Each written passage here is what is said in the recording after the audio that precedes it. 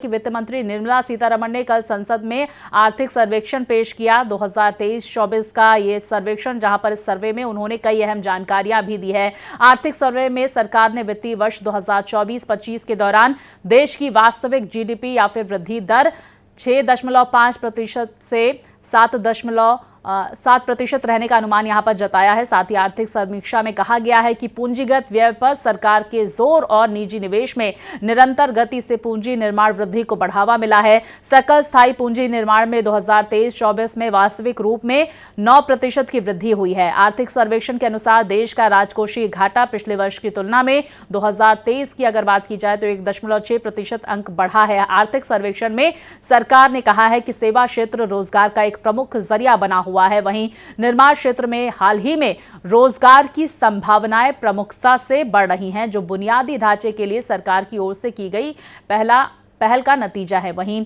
आपको बता दें कि सर्वे के अनुसार खराब श्रेणी की ऋणों की विरासत के कारण पिछले एक दशक में विनिर्माण क्षेत्र में रोजगार सृजन कम हुआ है, पर 2021-22 की तुलना में इसमें सुधार हुआ है। वित्त मंत्री निर्मला सीतारमण ने 23 जुलाई को केंद्रीय बजट 2024-25 के पेश होने से ठीक एक दिन पहले यानी कि कल आर्थिक सर्वेक्षण कल पेश किया और आज बजट पेश किया जाएगा। आपको बता दें कि ये सर्वे रिपोर्ट मुख्य आर्थिक सलाहकार वी अनंत नागेश्वरन और उनकी टीम की तरफ से तैयार की गई है। और चलिए अब आपको ग्राफिक्स के जरिए कुछ महत्वपूर्ण जानकारियां बता देते हैं। आर्थिक सर्वे की बड़ी बातें बता देते हैं, जहां पर एग्रीकल्चर सेक्टर पर फोकस, बेरोजगारी घटी, रोजगार पर जोर दिया गया। आर्थिक सर्वेक्षण के दौरान कॉरपोरेट्स पर नौकरियां देने की जिम्मेदारी, साथ ही महिला स्वरोजगार में तेजी। इसके साथ ही देखिए आर्थिक सर्वेक्षण के मद्देनजर यहां पर निजी निवेश की रफ्तार तेज नजर आ रही है। जीडीपी ग्रोथ का जो अनुमान है वो 6.5 से 7% अनुमान जताया गया है। साथ ही बैंकों की बैलेंस शीट दुरुस्त।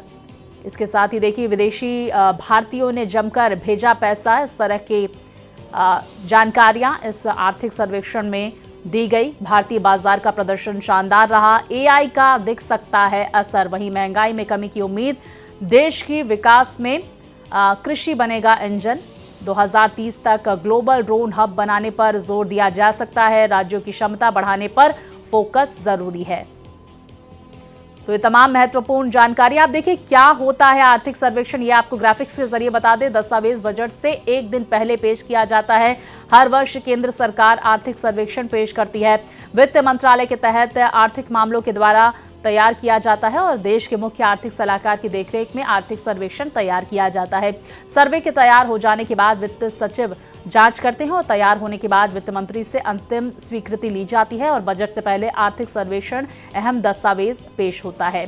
भारतीय अर्थव्यवस्था के हालात की जानकारी जो है वो आर्थिक सर्वेक्षण में पेश की जाती है। सरकार की नीतियों और विकास कार्यक्रमों की जानकारी दी जाती है। तो बीते वित्त वर्ष के दौरान देश के आर्थिक हालात का मसौदा भी तैयार किया जाता है। मौजूदा वर्ष के आर्थिक पूर्वानुमान भी पेश किए जाते हैं। महंगाई और बजट घाटे के आंकड़ों का भी लेखा जोखा आर्थिक सर्वेक्षण में पेश किया जाता है।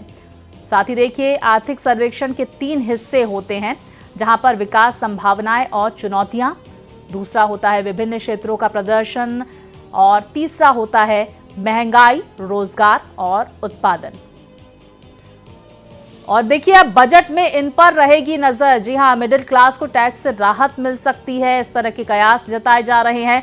युवा और रोजगार पर फोकस हो सकता है। बेहतर और सस्ती आवासीय जो है सुविधाएं दी जा सकती है। आधारभूत ढांचा विकास को लेकर कुछ ऐलान हो सकते हैं। खेती किसान के लिए नई योजनाओं का ऐलान किया जा सकता है।